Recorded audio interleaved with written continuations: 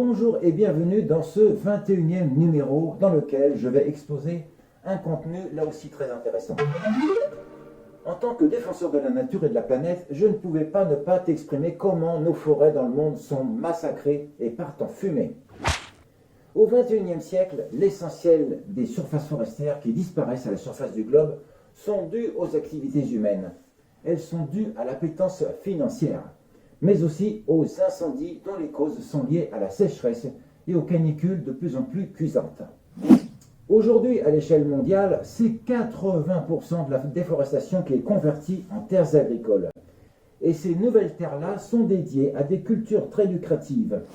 Dans les grandes lignes, on y trouve les plantations de palmiers à huile pour commercer l'huile de palme en Asie du Sud-Est, et aussi de manière récurrente les cultures intensives de soja au Brésil, dont la production est destinée essentiellement à l'alimentation des bœufs et bovins qui eux-mêmes se trouvent à des milliers de kilomètres de l'Amazonie.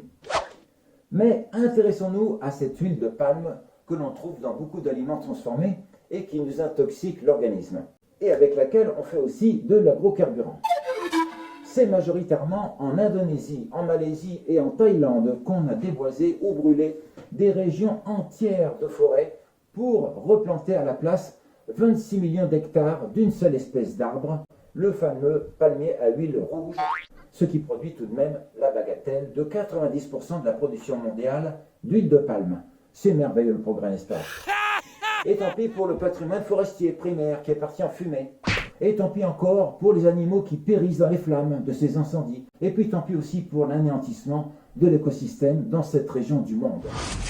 L'essentiel, c'est que les grandes enseignes fassent leur beurre, tu comprends?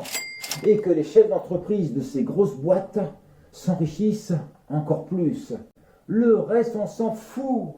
Mais oui, parce que on déforeste aussi, tu sais, pour planter du café, du thé, du cacao, du tabac et même pour faire du charbon de bois, comme si ça ne suffisait pas. Et l'ironie du sort veut que c'est dans les pays les plus pauvres du monde que l'on déboise pour produire le charbon de bois, laissant derrière elles des régions de collines entières dénudées de leurs forêts. Il n'y a pas pire que ça pour désertifier les sols. Bien, intéressons-nous maintenant à ce qui se passe au Brésil, et en particulier dans la forêt amazonienne qui part définitivement en fumée. C'est la plus grande forêt du monde, celle qu'on surnomme le poumon de la planète. Enfin, plus pour très longtemps, comme c'est parti là. Et oui, si on emploie cette expression de poumon, c'est parce que tous les feuillages d'arbres ou de plantes produisent justement l'oxygène que nous respirons, par une miraculeuse transformation des gaz carboniques par les feuilles d'arbres et par la végétation qui s'appelle, tu le sais bien, la photosynthèse.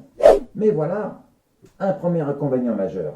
Si l'on déboise à grande échelle dans le monde, il y aura moins de photosynthèse produite, moins de gaz carbonique absorbé, et dans le même temps, toujours plus de carbone produit en surquantité par les activités humaines notamment.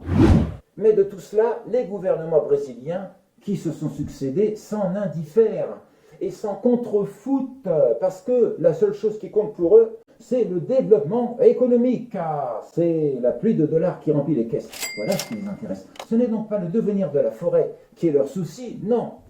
Les présidents brésiliens ont toujours vénéré et martelé la réussite économique du pays, c'est la culture du soja, ouais. Alors voici dans quelle chronologie l'Amazonie est tombée dans le déclin. Il y a eu un premier tournant de déforestation dans les années 60. Et puis tout s'est accéléré dans les années 90. Actuellement, chaque heure en Amazonie, ce sont 110 hectares de forêt qui partent en fumée, soit 1,1 km². C'est la taille d'un grand terrain de football. Mais il y a eu bien pire encore que ça. Entre 2000 et 2012, le rythme des pertes des forêts mondiales était de l'ordre de 50 terrains de foot chaque minute. Je dis bien à chaque minute. Dans ce pays, au Brésil, ce sont les grandes entreprises et les industries qui orchestrent la destruction, sous couvert politique, pour convertir une forêt vierge de 55 millions d'années en culture de soja et en élevage bovin, jusque dans les territoires indigènes. Mais au fait, qu'est-ce qu'il devient tout ce soja récolté? Eh bien, ce sont des milliers de tonnes de graines de soja qui sont exportées vers l'Europe et les États-Unis par cargo pour nourrir les cheptels bovins américains, européens et français. Parce que ça coûte moins cher sur le plan mondial. Et voilà. Mais revenons au cœur de la forêt amazonienne. Il y a une autre grave conséquence qui se joue, c'est l'eau, ou plus exactement le manque d'eau. En effet, cette forêt qui couvre presque la moitié du continent sud-américain est de type humide, c'est-à-dire qu'elle produit énormément d'évaporation et donc de pluie dans la région. Mais en déforestant à grande échelle, les précipitations ont déjà beaucoup diminué. Du coup, les terres cultivées s'assèchent et pour arroser toutes ces cultures, il faut pomper l'eau dans des affluents, ce qui assèche les sous-sols à leur tour. En d'autres termes, si la déforestation continue à cette vitesse folle, la plus grande forêt du monde âgée de 55 millions d'années risque bien de se transformer en l'un des plus grands déserts du monde. Et ce, en l'espace d'un siècle seulement, et cela au nom du profit à court terme. Tu vois, l'Homo sapiens bat des records en la matière. On devrait l'inscrire dans le livre des records, mais oui. Regarde, pour exemple, le célèbre désert du Sahara, qui court des côtes mauritaniennes jusqu'aux Émirats arabes unis, d'ouest en est, sur une distance de 8000 km. Eh bien, il y a encore 5000 ans, existait à cet endroit une vaste forêt équatoriale à la place de ce désert. Mais à l'époque, c'est le déplacement des vents qui a détourné les retombées de pluie et qui a asséché les sols progressivement, mais lentement. Venons-en maintenant à la France et poursuivons ce chapitre pour nous intéresser cette fois à la filière de la granule de bois, destinée à supplanter le chauffage électrique au chauffage bois, qui est un mode de chauffage plus économique. La granule bois est un marché en pleine expansion depuis quelques années, entraînant du coup un abattage d'arbres considérable. C'est ce qui a ouvert la porte à la pratique des coupes rases, qui constituent à tronçonner tous les arbres d'une même parcelle. Mais cette pratique est un désastre écologique, puisque à l'aide de cette machine appelée la bûcheronne, capable de tronçonner un arbre et le débiter de ses branches en quelques secondes seulement, eh bien en l'espace d'une heure, je dis bien une heure seulement, c'est toute une parcelle de forêt qui peut être vidée de tous ces arbres, laissant à la place un champ de désolation et des sols ravagés.